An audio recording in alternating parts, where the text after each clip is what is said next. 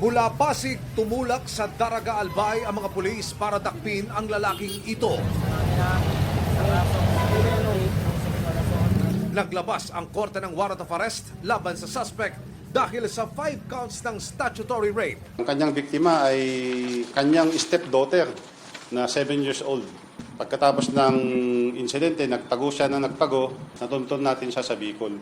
Isa pang suspect sa hiwalay na kaso ng statutory rape ang nadakip din ng Pasig Police makaraang inguso ng kanya ring mga kaanak. Ang kanyang biktima ay kanyang kamag-anak din na minor de edad.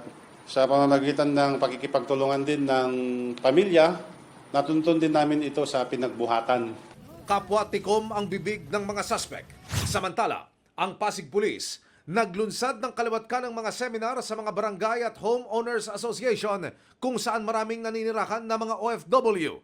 Lumalabas daw kasi sa kanilang pag-aaral, batay na rin sa datos na hawak ng PNP and CRPO na mga anak ng mga OFW na naiiwan dito sa Pilipinas ang karaniwang biktima ng panggagakasa sa loob ng mga tahanan.